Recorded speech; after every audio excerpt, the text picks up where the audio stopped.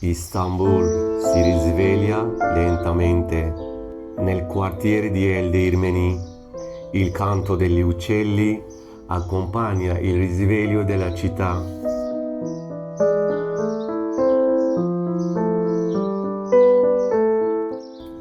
Mentre le strade, ancora silenziose, sembrano lasciarsi alle spalle la notte.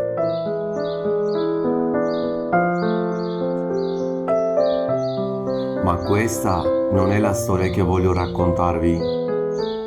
Questa mattina vorrei farvi conoscere un edificio che, nascosto tra queste strade, aspetta ancora di essere raccontato.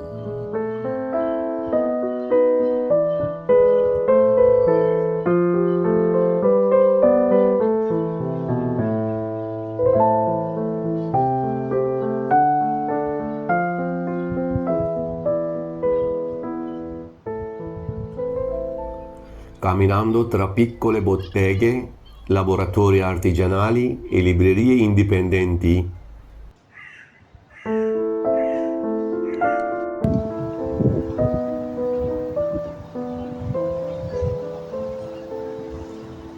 Si respira quell'atmosfera un po' bohemienne che rende Eldormeni così particolare.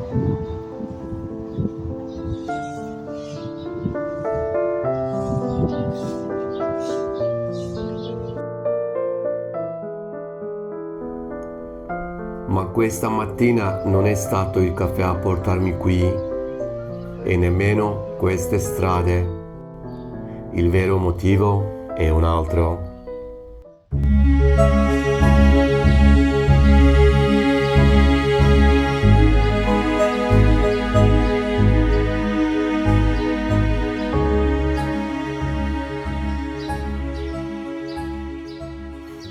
La prima volta che ho visto questo edificio mi sono chiesto una cosa: perché un edificio nel cuore di Istanbul si chiama appartamento italiano?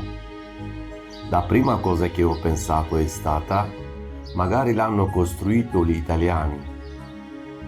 Eppure mi sbagliavo. Poi ho pensato che forse ci abitassero degli italiani. Ma anche questa volta la risposta era no. Oggi infatti in questo edificio non vive nemmeno un italiano. Per trovare la risposta non ho dovuto andare molto lontano. Mi è bastato percorrere circa 200 metri fino alla stazione di Haydarpaşa.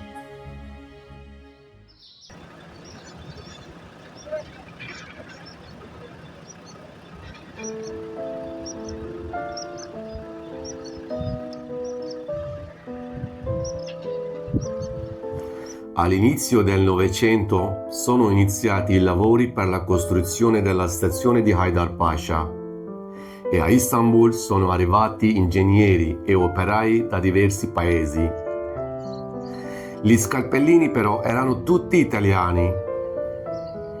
I lavori sono durati circa 5 anni e per tutto quel periodo gli scalpellini italiani hanno vissuto nell'edificio che oggi conosciamo come appartamento italiano.